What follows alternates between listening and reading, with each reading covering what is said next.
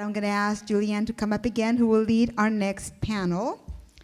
And that is Moving Equality Forward with the Tools for Equality and Peace. Cities for CEDAW campaign. With that, please welcome Julianne. I'm going to start out by talking about the Convention on the Elimination of All Forms of Discrimination Against Women. You've heard us use the acronym CEDAW, so that's what we're talking about. I want to give you like a 5 or 7 minute lesson in something that in a law school class or otherwise you would spend like an hour or 2 or maybe 3 hours and stuff. But I just want to give you an idea of the richness of what we call the International Bill of Human Rights for Women.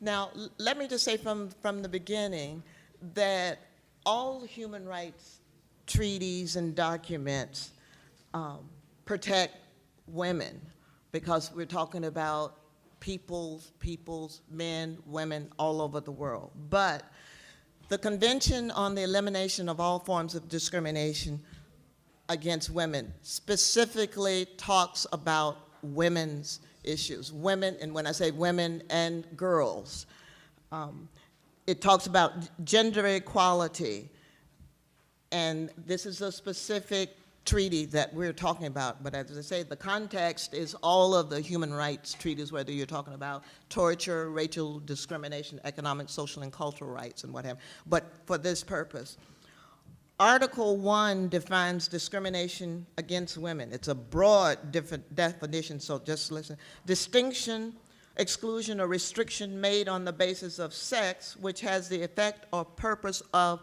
impairing or nullifying the recognition, enjoyment, or exercise by women, irrespective of marital status, on the basis of equality between men and women, of human rights, of fundamental freedom in the political, economic, social, cultural, civil, or any other field. It's very broad. It's one of the few human rights treaties that not only talks about civil and political rights, but economic, social, and cultural rights. Article 2 mandates that states, when I say states, countries, take concrete steps to implement laws, policies, and practices to eliminate discrimination against women and embody the principle of equality. Women are fundamentally equal with men in all spheres of life, says Article 3. It requires action in all fields, civil, political, economic, social, and cultural, to advance the human rights of women. Article 4 provides for taking special measures, and if you translate that to here in the US, it permits affirmative action measures to accelerate equality and eliminate discrimination. And in a number of countries, they have actually passed quotas, and that is within the scope of this particular article. Article 5 recognizes the role of culture and tradition and calls for the elimination of sex role stereotyping. Article 6 talks about trafficking. It requires suppression of traffic in women and exploitation of prostitutes. And if you reflect on what you have heard on the television, the daily news, or what have you on a number of issues, you can see how relevant this is. Article 7 talks about political and public life. It mandates ending discrimination against women in political and public life.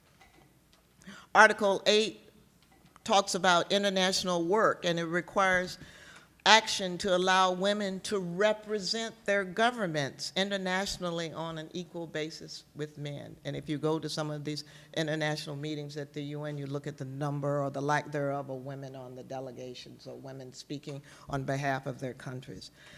Article 9 mandates that women will have an equal right with men to share, change, or retain their nationality and that of their children.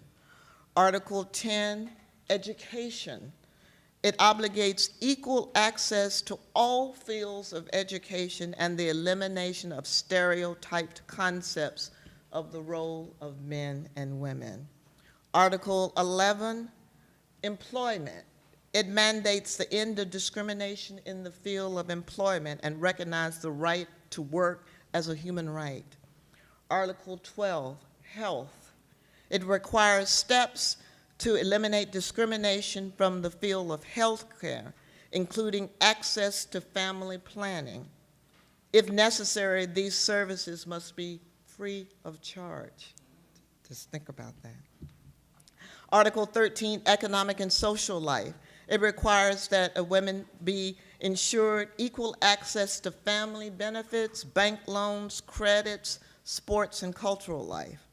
Article 14, rural women, focuses on the particular problems faced by rural women. Article 15, equality before the law. It guarantees equality before the law and equal access to administer property. Article 16, marriage and the family, requires steps to ensure equality in marriage and family relations. And then the rest of the treaty talks about the committee that has been established to implement its provisions. So far, 187 countries have ratified CEDAW, 6 have not. Guess what? The US is the only Western industrialized country that has not ratified CEDAW. We are in the company of Iran, Sudan, Somalia, Palau, and Tonga.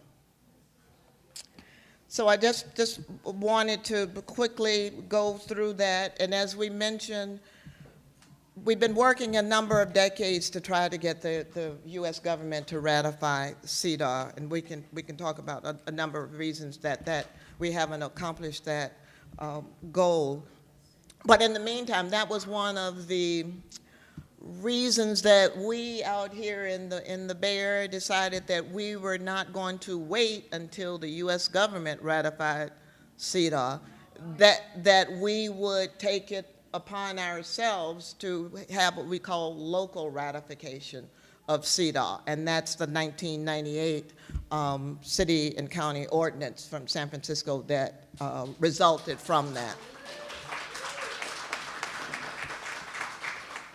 Okay. San Francisco and California does it again. And so we already mentioned the latest in that. On Tuesday, there's going to be a hearing before the the state Senate Judiciary in Sacramento to discuss a bill, and the bill is SCR 78. And in summary, the measure would acknowledge that there is a continued need for the state of California to protect the human rights of women and girls and to analyze the operations of state departments, policies, and programs to identify discrimination and, if identified, to remedy that discrimination. The measure would support the implementation of the principles underlying the Convention on the Elimination of Discrimination Against Women. So that's going to happen on Tuesday, and I think we have a letter that we want people to sign on, and that we will deliver that to Hannah Beth Jackson and Daniel Chu. And so that's the last thing, moving along. I heard a number of you talking about networking and wanting to know what others are doing who are interested in similar issues. And that's one of the backgrounds of our latest campaign called the Cities for CEDAW. And this is a campaign to protect the rights of women and girls by passing ordinances establishing the principles of CEDAW in cities and towns across the United States. It's making the global local. And WIN is the peer NGO organization. The San Francisco Commission on the Status of Women, Department on the Status of Women, was the peer governmental entity. And since then, we've added the Leadership Conference for Civil and Human Rights, also working on that. And you will hear the panelists talk about some of their work. But this is the latest in our work to get the cities and other entities, even counties or whatever, to do what we've done in San Francisco, what we've done in Berkeley, Los Angeles, and what have you, to do that in parallel with hopefully maybe one day getting CEDAW ratified by the US government. And on that note, I'm going to stop. We have a lot of information.